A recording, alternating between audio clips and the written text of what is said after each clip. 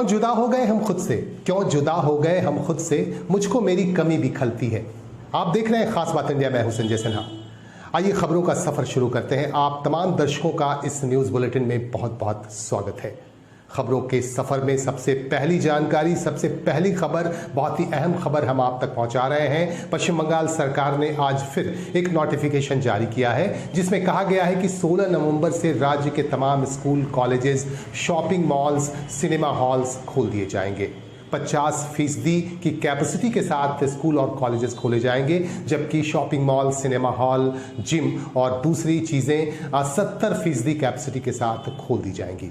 आपको बता दें कि पश्चिम बंगाल सरकार ने गुरुवार को एक नोटिफिकेशन जारी किया था जिसमें कहा गया था कि 9 से 12 कक्षा तक सिर्फ स्कूल्स खोले जाएंगे, लेकिन आज फिर सरकार की तरफ से एक नोटिफिकेशन जारी कर दिया जिसमें कहा गया है कि 70% कैपेसिटी के साथ shopping malls, gym, cinema halls वगैरह खोले जाएंगे, जबकि स्कूल और कॉलेजेस में 50% कैपेसिटी के साथ यहाँ क्लासेस हो सकेंगे, ऑफलाइन क्लासेस किए जा सकेंगे। इस तरह का नोटिफिकेशन जारी कर दिया है, लेकिन यह भी कहा गया है कि तमाम सरकारी नियमों का पालन करना होगा, तमाम प्रोटोकॉल का पालन करना होगा। आसनसोल के आजाद नगर में अवैध हथियार के कारखाने के मामले में एक और व्यक्ति को गिरफ्तार कर लिया गया है। आपको बता दूं कि इससे पहले 4 लोगों को गिरफ्तार किया जा चुका है, जिसमें सरगना जावेद हुसैन, उनकी पत्नी फरजाना खातून और मुंगेर के 2 लोगों को गिरफ्तार किया गया है। और इसके बाद पुलिस को एक और कामयाबी मिली। आसनसोल दुर्गापुर पुलिस कमिश्नरेट के हीरापुर थाना पुलिस ने एक और व्यक्ति को गिरफ्तार किया। अफजल हुसैन को गिरफ्तार किया गया और उसे आसनसोल अदालत में आज पेश किया गया। आपको बता दूं कि आसनसोल दुर्गापुर पुलिस को एक बड़ी सफलता मिली। बर्नपुर स्थित आजाद नगर इलाके में 10 नंबर रोड में एक मकान में छापामारी अभियान चलाकर हथियार की फैक्ट्री का भंडाफोड़ किया गया। और हालांकि पहले घर का मालिक जावेद हुसैन फरार हो गया, लेकिन बाद में पुलिस ने गिरफ्तार कर लिया जावेद हुसैन को भी। और फिलहाल इस मामले की तफ्तीश की जा रही है और यह भी अंदेशा है कि इस मामले में और भी कुछ लोगों को गिरफ्तार किया जा सकता है। आपको हम दिखा रहे हैं कि किस तरह से आसनसोल अदालत में पेश किया गया अफजल हुसैन को, जिसे आसनसोल दुर्गापुर पुलिस कमिश्नरेट के हीरापुर थाना पुलिस ने गिरफ्तार किया है।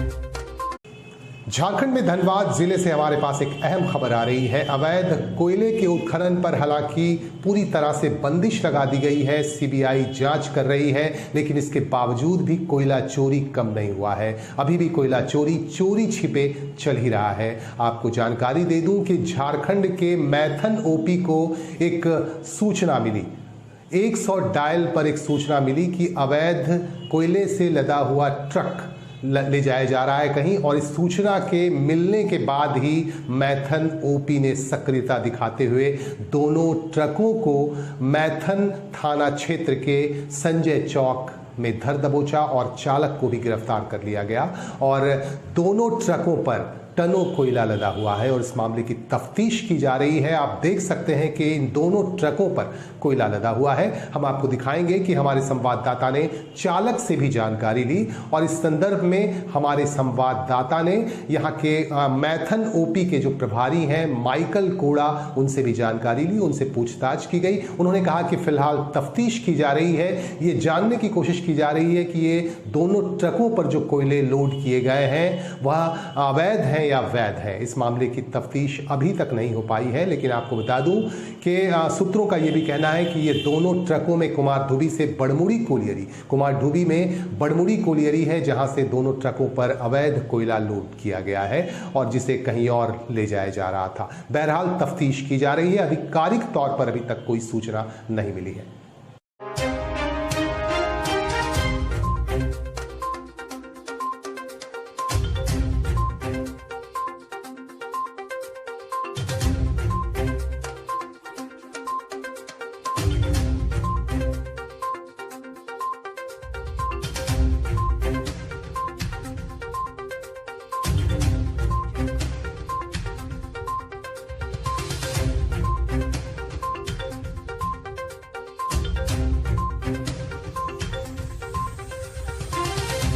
माल कहाँ से आ रहा था? आंध्रा जाएगा रे। आंध्रा जाएगा। इधर कहाँ से जा रहा था? इधर कहाँ से जा रहा था लोड होके? वो लोड इधर काटा है ना, अच्छा, उधर लोडे हो गए। तो रात को पकड़ लिया पुलिस? कितना कितना बजे? ये मालूम है, सोचा मैं। तो पेपर ऊपर दे दिया है सारा? और उधरे पुलिस स्टेशन में। अभी क्या बोल रहा है पुलिस? अभी क्या बोल रहा है? अभी क्या बोल रहा है पुलिस? गाड़ी का लेके ताला लेके जा रहे। चाबी लेके चल गया? हाँ चल गए। वो पेपर लेके जाए ड्राइवर। दोनों गाड़ी पे चाबी लेके चल गया? हाँ दो गाड़ी का चल गया। धनबाद जिले के निरसा में एक महत्वपूर्ण बैठक की गई। निरसा के ग्यारकुंड प्रखंड कार्यालय सभागार में आज एक बैठक हुई और इस बैठक में बतौर मुख्य अतिथि मौजूद थी अवर न्यायाधीश नताशा बरला और उनके साथ थे यहाँ के बीडीओ विनोद कुमार कर्मकार। दोनों ने यहाँ विधिक और न्याय की जानकारी यहाँ के लोगों को दी और ये बताया कि किस तरह से न्याय पाया जा सकता है। कानून की जानकारी बेहद ज़रूरी है। इसे देखते हुए यहाँ न्यायाधीश नताशा बरला और बीडीओ विनोद कुमार कर्मकार ने लोगों को विधिक और न्याय की पूरी जानकारी दी। इस संदर्भ में हमारे संवाददाता ने दोनों से बातचीत भी की।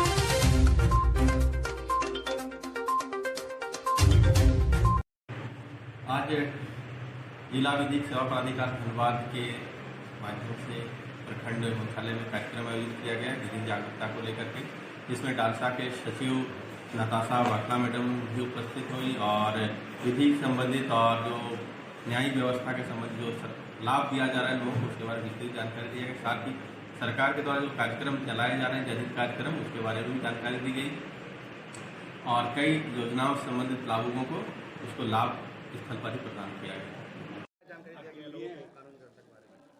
आज यहाँ विधि जागरूकता सशक्तिकरण कैंप में डालसा की तरफ से लोगों को यह बताया गया है कि डालसा की ओर से किस तरह से फ्री में लीगल एड की सुविधा दी जा रही है और लोग डालसा के पास आएँ, आवेदन करें और जो पैसे के अभाव में केस नहीं लड़ सकते हैं वे डालसा को आवेदन करेंगे तो उन्हें फ्री में वकील मुहैया कराया जाएगा, उनका कोर्ट फीस माफ़ कर दिया जाएगा और जो जेल में हैं अगर वो बेल फाइल नहीं कर पा रहे हैं तो उनके लिए भी डालसा की तरफ से उन्हें बेल कराने के लिए व्यवस्था की जाएगी। ऐप से क्या लाभ मिलेगा? ये जो नालसा की तरफ से एक ऐप लॉन्च किया गया है, जस्टिस फॉर ऑल ऐप, ये हर प्ले स्टोर में जाकर के आप इसको डाउनलोड कर सकते हैं। इसमें जाने के बाद आपको पता चलेगा कि आपको किस तरह से डालसा में आवेदन करना है। उसमें हर चीज़ के लिए अलग अलग कॉलम्स बने हुए हैं। आप बस क्लिक करेंगे और अपना डिटेल्स डालेंगे और हमें सेंड करेंगे डालसा को, तो वो डायरेक्ट हमारे मेल पे आ जाएगा और हमें पता चल जाएगा कि आपको किस तरह की सुविधा चाहिए, कानूनी किस तरह की सुविधा चाहिए, और हम उस पर कार्रवाई करेंगे। पश्चिम बंगाल में मतदाता सूची में संशोधन का काम 1 नवंबर से शुरू हो जाएगा, जो 30 नवंबर तक चलेगा। इसी से संबंधित एक खबर हमारे पास आ रही है। आसनसोल के रविंद्र भवन में आज ब्लॉक अधिकारियों को और बीएलओज को ट्रेनिंग दी गई। ट्रेनिंग के दौरान इन्हें बताया गया कि किस तरह से आप मतदाता सूची का काम करेंगे, संशोधन का काम करेंगे, और अगर कोई एक पार्ट से दूसरे पार्ट में जाता है और जिसका आवास बदल दिया जाता है, उसकी भी जानकारी अगर मिलती है तो किस तरह से संशोधन किया जा सकता है। इसकी पूरी जानकारी इस ट्रेनिंग कैंप के दौरान दी गई और इस मौके पर ब्लॉक अधिकारीगण मौजूद थे और इस मौके पर बीएलओज भी मौजूद थे। इन्हें ट्रेनिंग दी गई, इनका प्रशिक्षण दिया, इन्हें प्रशिक्षित किया गया और बताया गया कि किस तरह से आप इस तरह का काम करेंगे। और इस संदर्भ में हमारे संवाददाता ने एक अधिकारी से बातचीत भी की। आपको बता दूं कि छुट्टी के दिन यानी शनिवार और रविवार को भी मतदाता सूची में संशोधन का काम होगा, सुबह के 11 बजे से शाम को 4 बजे तक शनिवार और रविवार को, और आम दिनों में 12 बजे से 2 बजे तक यह काम चलेगा। विभिन्न बूथों पर आप जहां रहते हैं, आपके आसपास जो बूथ होंगे उन बूथों पर इसका काम चलेगा। इसीलिए ये जानकारी दी गई कि अगर जो भी इसका लाभ लेना चाहता है वो अपने बूथों पर जाकर इस तरह इसका लाभ ले सकता है, मतदाता सूची में संशोधन का काम करवा सकता है। ঐচ্ছিক বিষয় বলে ফরম্যাট পেছন দিকে কতগুলো জিনিস লিখতে হবে। সে ফিজিক্যালি হ্যান্ডিক্যাপ কিনা, চোখে দেখতে পায় না, কি পায়, এই সমস্ত সমস্যা আছে। এবার মুশকিলটা হলো এই নাম তোলার পরে শাহ সাহেবের কাছে ইলেকশন কমিশন বলবে, আরে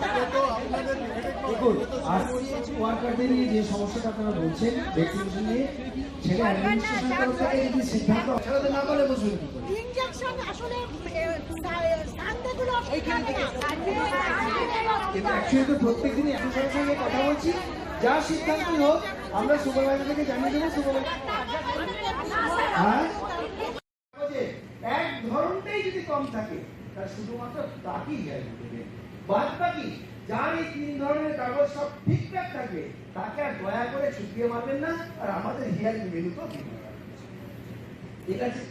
একটু বিশেষ জিনিস ফর্ম 6 এ 2-3টা জিনিস একটু আপনাদের বলা,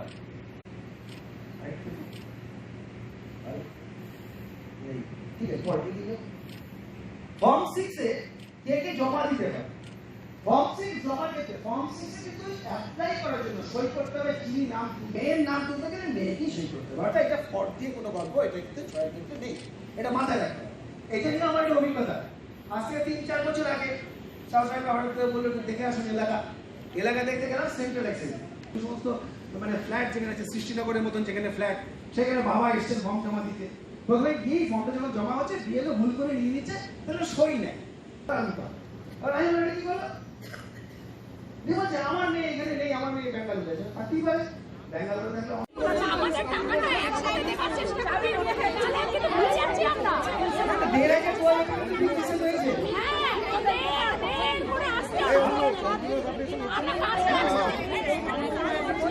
তেল কি করবেন আপনি তো তবুও পাচ্ছেন। আমি বলছি ধরুন আপনার অনেক পরিশ্রম 6 জায়গা পাচ্ছেন কি নিয়ে এটা 2022, অর্থাৎ যাদের বয়স 1-1-2022 18 বা তার বেশি হয়েছে তাদের ভোটার লিস্টের নাম তোলার জন্য আমাদের কাজ শুরু হচ্ছে। কাজ হবে 1 জানুয়ারি থেকে 1 নভেম্বর থেকে 30 নভেম্বর পর্যন্ত। বুথে বুথে আমাদের বিএলওরা প্রত্যেক দিন বসবেন। শনিবার রবিবার বসবেন 11টা থেকে 4টে, অন্যান্য দিন বসবেন বেলা 12টা থেকে 2টো অবধি। এখানে যারা প্রথম নাম তুলছেন, যাদের বয়স 14-18 হয়েছে, তারাও যেমন নাম তোলার জন্য দরখাস্ত করতে পারবেন। যারা আগে অন্য বিধানসভা থেকে এই বিধানসভায় এলাকায় এসছেন ট্রান্সফার হয়ে, তারাও নাম তোলার সুযোগ পাবেন। যাদের ভোটার কার্ড বা ভোটার লিস্টে কোনো ভুল আছে সেই নামগুলো কারেকশন করার সুযোগ তারা পাবেন, এবং অন্য পার্ট থেকে যারা আসছেন তারাও পাবেন। আমরা আজকে আমাদের বিএলওদের এখানে ট্রেনিং দিলাম, তাদেরকে টোটাল বিষয়টা বুঝিয়ে দিলাম। তারা আগামীকাল থেকে আগামী 1 তারিখ থেকে কাজ শুরু করবেন এবং শুধুমাত্র সরকারি ছুটির দিন বাদে বাকি সব দিনেই আপনারা নির্দিষ্ট বুথে পাবেন, সেই কথাই আমরা আজকে জানিয়েছি এবং তাদেরকে সেই বিষয়ে আজকে ট্রেনিং দেওয়া হয়েছে। Thank you.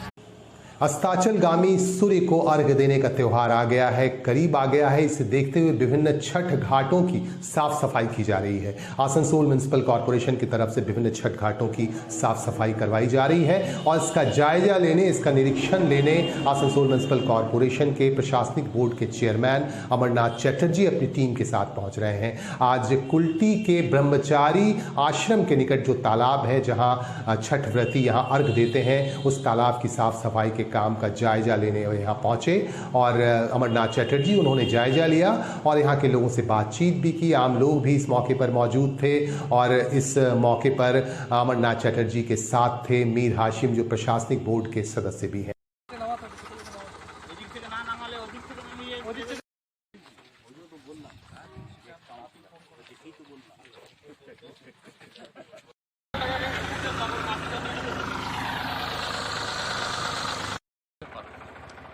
স্যার, আজকে আমরা এখানে আপনাকে দেখছি, এখানে মানে আপনি কেন এসেছেন? না, এই সামনে ছট পুজো আসছে, তো এই ছট পুজোর কাজ আমরা এখন থেকে শুরু করে दिएছি। बोलूँ वार्ड नंबर 15 में क्या क्या काम हुआ? हम लोग को हातिम जी सीढ़ी उड़ी के काम तालाब का बनाए हैं, पानी के सुविधा दिए हैं, मगर अभी कल में पानी नहीं आए हैं। नल में घर घर में कल आया है, मगर पानी नहीं है। जरा पानी का सुविधा है, हमें तो कोई चीज़ का तकलीफ। और ये छठ का घाट का काम कौन कराया था? घाट का काम आगे शुरू हुआ, हातिम जी किया। आपका नाम क्या हुआ? रामचंद्र चौरसिया। कहाँ रहते हैं? हम ये रहते हैं। भागलपुर से हमारे पास सनसनी मचाती हुई से खबर आ रही है। भागलपुर की रहने वाली तलाकशुदा शहनाज बानो को प्यार हो गया एक व्यक्ति से। फोन के जरिए दोनों में संपर्क स्थापित हुआ और नजदीकियां बढ़ती गईं। आखिरकार शारीरिक रिश्ता भी कायम हो गया दोनों में और फिर हालात यहां तक पहुंचा कि शहनाज बानो गर्भवती हो गई। 6 महीने की गर्भवती हैं शहनाज बानो। लेकिन ये सुनकर जब शादी की बात उठी, शहनाज बानो ने जब रिक्वेस्ट किया मोहम्मद इकराम से कि वह मुझसे शादी कर लो आप, लेकिन ये सुनते ही मोहम्मद इकराम यहाँ से फरार हो गया और उसके बाद शहनाज बानो दर दर भटक रही है न्याय के लिए। यहाँ के थानेदार से भी वह मिली, सनहोला थाने भी गई, लेकिन पुलिस का कहना है कि पहले आप बच्चे को जन्म दे दो, उसके बाद हम न्याय दिलाएंगे आपको। इस तरह की बातें पुलिस के द्वारा कही गई। हमारे संवाददाता तनवीर हुसैन और जयंत शर्मा बता रहे हैं खास तौर से। मैं अभी मंगाचक गांव में खड़ा हूँ, आया हूँ और यहाँ पे एक शहनाज है, इनके साथ एक आदमी ने उल्टा सीधा किया है और इनके साथ जिस्मानी रिश्ता बनाया है और शादी करने से इनकार कर रहा है। सारी बातें शहनाज अपनी ज़बानी आपको बता रही है। ये जो मंगाचक गांव है, ये सनौला थाना अंतर्गत आता है। अब मैं आपसे शहनाज क्या कह रही हैं ये देखिए। हेलो, आपके साथ क्या क्या हुआ, कैसे हुआ, क्यों हुआ, सारी घटना बताइए आप। मेरे मोबाइल से संपर्क, मेरे मोबाइल में फ़ोन किया, मेरे मोबाइल से फ़ोन करते करते बात किए, बात करने से संबंध बना, मेरे घर पर आया। घर से आने से बात बोला कि तुमसे शादी करूँगी।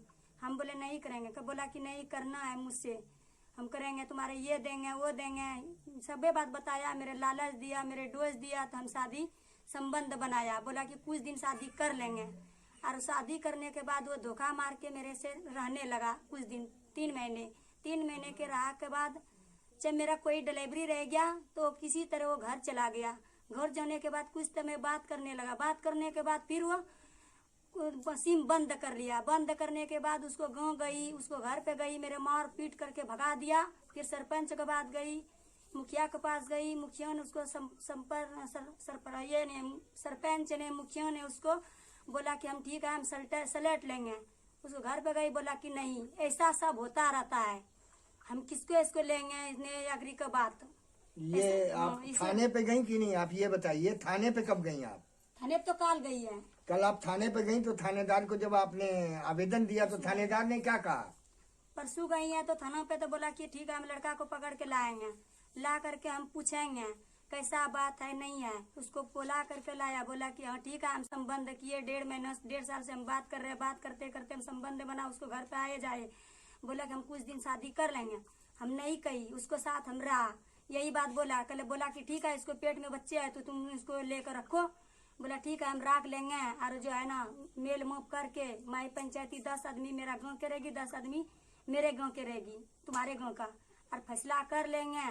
और इसी तरह यहाँ आके सरपंच इसको थाना में आकर के फिर यहाँ से कागज लिखवा करके दे देना। थानेदार ने आपसे क्या कहा कि आपने क्या करना है? थानेदार ने क्या कहा आपसे, ये बताइए। यही बात बोला है कि जाओ फैसला जब लड़का रखने के लिए तैयार है तो जाओ एक बार देख लीजिए रख करके, अगर उसको कागज बना लीजिए दोनों पार्टी से, फिर कागज बना करके फिर थाना लेके आइए, हम दस्तखत करेंगे, दस्तखत करके इसको बाद आपको दे देंगे, तब आपको खाते कमाते रहिएगा। जो दिन अगर तुम्हारे बच्चे पैदा हो जाएगी तब निकाह कर लेना, उसमें तुम लिख करके तुम दे। व्यवसायियों के संगठन फॉसबेकी की तरफ से एक प्रतिनिधि मंडल ने आज मुलाकात की आसनसोल दुर्गापुर पुलिस कमिश्नरेट के पुलिस आयुक्त सुधीर कुमार नीलकांतम से, और मुलाकात करने के बाद कई पक्षों पर, कई तथ्यों पर खास तौर से चर्चा की गई। आपको जानकारी दे दूं कि फॉसबेकी की तरफ से इसी साल के अंत में एक व्यापार मेले का आयोजन करने का निर्णय लिया गया, लेकिन सुधीर कुमार नीलकांतम का कहना है कि थोड़ा और इंतजार कर लीजिए, स्थिति और ठीक हो जाए तब ये मेला किया जाए तो ज्यादा सक्सेस होगा। इस तरह की बातें हुई यहां सुधीर कुमार नीलकांतम से, जो पुलिस आयुक्त हैं आसनसोल दुर्गापुर के, और प्रतिनिधि मंडल में शामिल थे सचिन राय, आरपी खेतान, पवन गुटगुटिया और विनोद गुप्ता। इन लोगों ने सुधीर कुमार नीलकांतम से बातचीत की और भी कई पक्षों पर बातचीत की गई। आसनसोल शहर में जो अतिक्रमण की समस्या है इस पर भी बातचीत की गई पुलिस आयुक्त से। आइए दिखाते हैं आपको इन तस्वीरों में।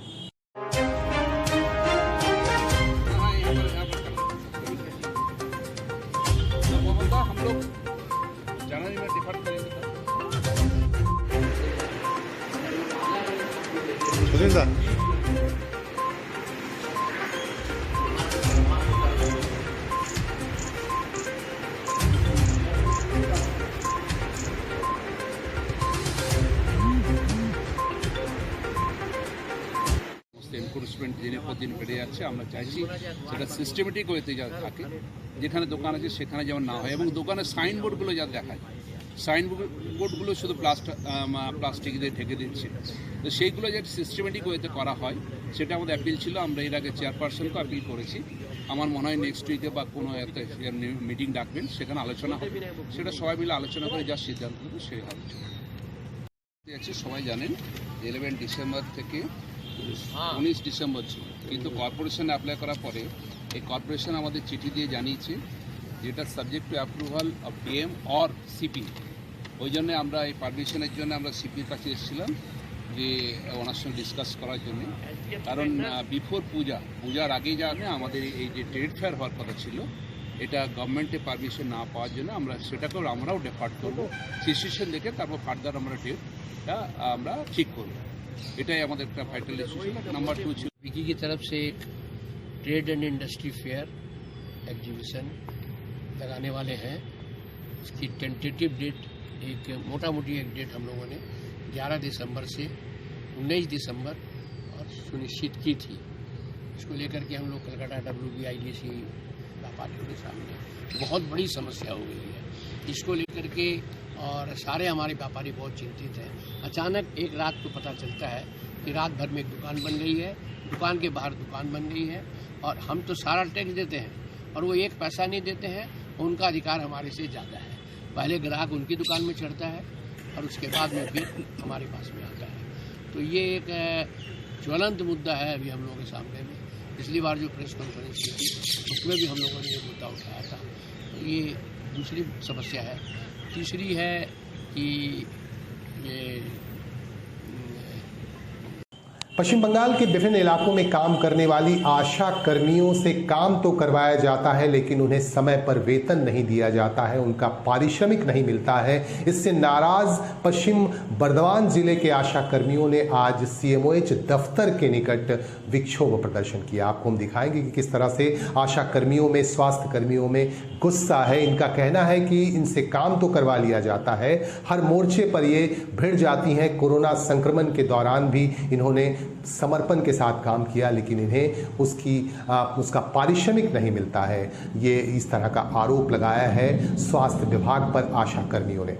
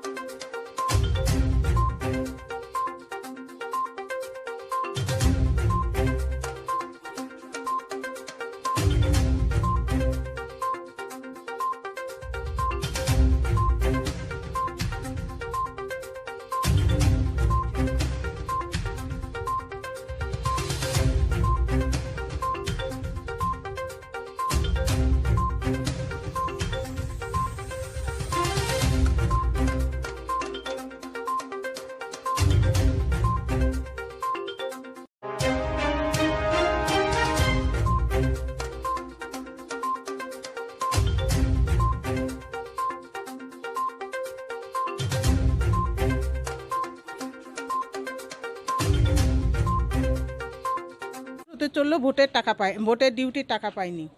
কোভিডের ডিউটি করছি, কোভিডের টাকা ঠিক মতো পাচ্ছি না। এক্সট্রা কাজ বাড়িয়ে যাচ্ছে, সেই কাজের তো কোনো টাকাই নাই। তারপরে 3 থেকে 4 মাস হলো ইনসেন্টিভের টাকা পাচ্ছি না। আমাদের অবস্থা খুবই শোচনীয়, সংসার চালানোর মতো ক্ষমতা নয়। তারপরে বুধবার যদি ছুটি থাকে তারা বেতন পায়, সরকারি চাকরিওয়ালার বেতন পায়, কিন্তু আমাদের সেই টাকাটা কেটে নেয় বুধবারে। তারপর আমাদের কোনো ছুটি নেই। তারপরে বোনাস, কোভিডের টাকাও পাইনি। কোভিড ভ্যাকসিনের যে ক্যাম্পগুলো আমরা করছি সেই টাকাটাও আমরা পাইনি। আমার নাম কল্পনা সাহা। আমাদের যে দাবিগুলো বললাম, এই দাবি নিয়ে আমরা এসেছি। আমাদের ইনসেন্টিভ ঠিক মতন হচ্ছে না, 4 মাস, কোথাও 6 মাস, কোথাও 7 মাস, কোথাও বোনাস পাইনি। আমাদের টাকা মানে বাকি রাখা চলছে, সব জায়গাতেই টাকা দিচ্ছে, কিন্তু আশাকর্মী বেলাতে টাকা নাই। আর আমাদের কাজের বোঝা দিনের পর দিন চাপিয়ে যাচ্ছে। হঠাৎ মানে যেটা স্বাস্থ্য দপ্তরের অর্ডার নাই, তা সত্ত্বেও আমাদের হঠাৎ করে বিএমএইচরা বলছে তোমাদের নাইট ডিউটি করতে হবে, তোমাদের এই কাজ করতে হবে। এইগুলো তো চলবে না। আমাদের অর্ডার আছে, অর্ডারের বাইরে আমরা কাজ করব না। অর্ডারে যে কাজ করছি সেই কাজেরও টাকা আমরা পাচ্ছি না ঠিক সময় মতন। যাদের বেশি মায়না তাদের হয়ে যাচ্ছে, আমাদের 2000-3000 টাকা মায়না পাচ্ছে না। এমন পরিস্থিতি হচ্ছে, আমাদের আশাকর্মীদের মানসিক মানে একটা চাপে চলেছে, সংসার চালাবে কি করে। অনেক মেয়ের আছে স্বামী নাই, অনেক মেয়ে বিধবা, অনেক মেয়ে ডিভোর্সি, অনেকের স্বামী হয়তো কাজ করে না। এই কটা টাকাই আমাদের সম্বল। সেই টাকাও যদি ঠিক মতো না দেয় তাহলে আমাদের কি, আমরা কাজ করে চলেছি, আমরা সময় মতো কাজ করছি, কিন্তু আমাদের টাকা কেন দেওয়া হচ্ছে না তার দাবিতে আমরা আজকে এসেছি স্যারের কাছে। কি কি জিনিস এখনো পাননি আপনারা কাজ করে? ভোটের ডিউটি তো আমাদের করার টাকা দেয় না। যখন ট্রেনিং দেওয়া হয় তখন বলে যে এত টাকা পাবে, এত টাকা পাবে। তারপর টাকা আনতে গিয়ে তো জুতো মানে চলে যায়, টাকা পাই না। ভিডিও বলে ওর কাছে যাও, ও বলে ওর কাছে যায়, এরকম হয়নি। 1 লাখ টাকা আমাদের আগের বারে যারা হয়েছে করোনা যে টাকা, সেই টাকা আমাদের আগের বছরে মেয়েরা পায়নি 2020। আর 2021-এর টাকাও আমাদের কাগজপত্র জমা হয়ে গেছে। 2021-এ যারা হয়েছে করোনা আক্রান্ত হয়েছিল তাদের টাকারও কোনো উচ্চ বাচ্চা নেই। আপনার নাম বলে দিন। আমার নাম অনিমা বর্মন, কাকসা ব্লক আশা করব।